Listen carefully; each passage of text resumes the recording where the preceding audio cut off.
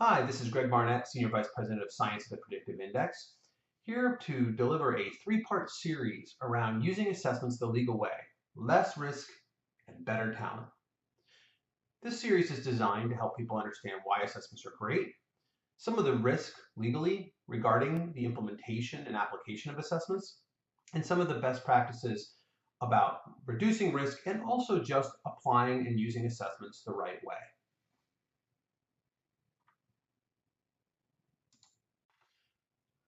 As a disclaimer, I am not a lawyer, and this is not supposed to be legal advice as much as it's supposed to be educational and informational. So when you listen to this and you have questions, please consider going deeper with a legal professional. They would be the right source of official information in all of these areas. This series will have three parts. One part of it is about the power of assessments. This will be a shorter section devoted to understanding what's good about assessments and why you should be using them. The second part is about the legal side of assessments. This is when we get into the EEOC and how the laws that govern assessment use in hiring work. And third, the section will cover guidance and consideration, both ways to lower risk legally and also just some good advice on how to implement assessments in your organizations or ways to at least think about the options that you have. So let's get started with section 1, the power of assessments. Now, the first part we want to cover is what is an assessment? In fact, an assessment is really anything that gives us information about a candidate's qualifications, potential, or fit for a job. Whether it be skills, background information, etc., all types of these tools that are getting this information are considered an assessment. So interviews are an assessment, resume reviews are a version of an assessment, screening and background checks, even drug tests. Assessments are oftentimes, in other words, broader than we might think. Now, when used appropriately, multiple assessments can create a really streamlined hiring process. In this case, we're looking at a funnel where at the top you talk about the screen out, or using tools to identify people who just aren't going to be successful in the role. For example, qualification screens, or pre-quals as they're sometimes called, ask whether you have the basics needed to do the job. For example, if you need to drive, you need a driver's license. Biodata measures and some of the other tools are used to understand, do you have any of the right needed experiences? Have you actually been a doctor if you need to be a doctor? The realistic job previews are examples of giving people a chance to see what parts of the job might look like so that they screen out themselves. And of course, the resume review, which is where most of the screening out takes place as recruiters and hiring managers quickly look through and try to find things that they like and things that they don't like. The next part of the funnel is evaluating and screening in. So this is when you're getting to it later in the cases and you have fewer candidates and you're trying to make a decision among more equally qualified candidates. And this is where, you start to see the use of personality, cognitive ability, integrity, knowledge, skills, all these other assessments that help you to understand more qualitatively who these people are. Now, there's not a straight line between screen out and screen in, where you can't use some of the tools in the blue to do the things above in the screen out area. But really, the first part is, do they got what it takes? And the second part is, okay, now who's better than who? Finally, at the end, you have the verify stage where you start to say, well, I've got my favorite candidate or candidates. Now it's reference checks, it's drug tests, the final background checks. It's things that are verifications that they are who they are, and we need to make them cross the line.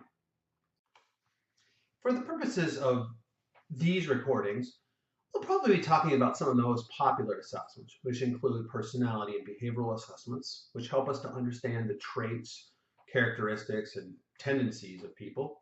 Cognitive assessments, which measure their general cognitive ability, how fast they learn, deal with complexity. Interviews, which can cover a huge range of topics, from competency to experience to sometimes to cultural fit. And then more standard skills assessments. Those get at whether people have the actual skills or knowledge around certain types of technical abilities, such as typing or using Microsoft Word or even programming languages. And when put to use, assessments such as the ones we just discussed have great power. They allow for more accurate talent decisions, more efficient ones, more objective ones, and provide more information into talent decision making. So let's cover what that looks like briefly. When it comes to more accurate talent decisions, the research is clear. Meta-analytic research, which is really the combination of hundreds of studies together and then statistically analyzed in aggregate, provide us with insight into how assessments add accuracy to hiring. On this page, you'll see what are considered poor predictors. Now, when we say poor, it's important to realize that any improvement in the ability to hire is important and helpful and useful in the hiring process. In this case, you will see that years of education explains 1% of job performance, whereas emotional intelligence explains 10% of job performance. When we go to the OK predictors, and when we say OK, these are still pretty good, integrity tests, which are assessments that often get at whether you would take a pencil home from work all the way to maybe steal from your company, are actually fairly predictive, although not that popular. They predict about 21% of job performance. Interviews, especially structured interviews that have a preset of items that candidates are asked with an actual scoring key, can predict up to, on average, 34% of job performance. And then what we do at the PI, and what we think is important for people to realize, when you combine assessments such as a behavioral or personality assessment, a cognitive assessment, and interviews together, you can predict up 50% of job performance on average. So this is on average. So this is pretty powerful. And this really turns the odds in the favor of making an accurate talent decision. When it comes to making more efficient talent decisions, what we're really talking about is making it easier, quicker for recruiters and hiring managers and HR professionals to narrow down their candidate pool in terms of who they should spend their time with. There's often hundreds, if not thousands, of candidates coming in for certain roles, and the ability to focus is a great benefit. So just like we have in the PI software, we have match scores to help sort people by their strengths in terms of their cognitive scores or their behavioral scores.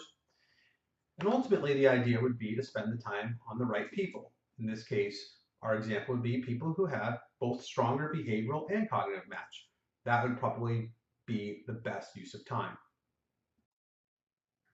Another benefit of assessments is that they allow for more objective decision making. Now, it probably doesn't come to anyone's surprise that we, as humans, are often plagued by making subjective decisions that have bias in them. In fact, there is research out there that identifies up to 150 different cognitive biases. Now, biases are really just shortcuts that the brain makes based on a lack of information or heuristics that make decision making quicker and more automatic. But a lot of times we're not aware of these, and they can influence our decision making in bad ways. Of course, the worst type is when our biases lead us to make decisions that may discriminate against people based on race or ethnicity or age or gender.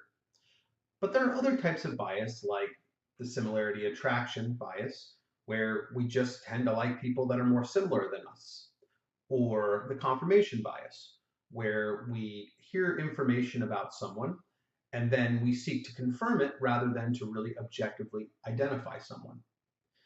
There are also examples where the halo effect, where we see someone's last actions, something good that they did, for example, and that one good thing stakes in our brain and causes us to really judge everything that that person does in a positive light. So these biases have a real impact on making good talent decisions, and using assessments will reduce the chances of them impacting that. And finally, there's just more information in the talent decision-making process. There's really more than one means to an end or one way to be a high performer. Not everybody does everything the exact same way. So when you think about different ways that someone might be successful in a company, you might see that they're a faster learner, and that might be related to something like cognitive ability. On the other hand, some people are successful because they're socially skilled. In that case, that might have something to do with their personality. Or it could just be that someone is hardworking. They put in more effort than other people. So in that case, that might be a personality aspect, or even just an engagement or motivation aspect in the job. The point about assessments is when you have multiple assessments as part of your process, you're able to get a better understanding about who a person is and why they are likely to be successful in the role. So just to conclude part one, assessments are quite powerful tools. They allow us to get more accurate talent decisions because they predict future job performance. In fact, using multiple assessments increases your odds of a great talent decision. And there's nothing better than making sure that that entire process has more success of bringing in high performers in the future. It also allows for more efficient talent decisions by allowing recruiters, HR, hiring managers to identify those people who are more likely to be successful in the role and to spend more time evaluating them rather than everyone else in the candidate pool. It allows for more objective talent decisions. As we know, there are a number of subjective cognitive biases that influence our decision making and not always in a great way. So assessments provide objective data that helps to reduce those biases. And finally, it helps us make more informed talent decisions. There's more than one way to be successful in a role, and by using assessments, you're able to get a clearer picture and a better understanding about who candidates are, what drives them, how they're going to perform, where they're strong, where they're weak, and how they're likely to go about their jobs on a day-to-day basis. So for all these reasons, assessments are awesome and something that everybody should be using in their hiring practices.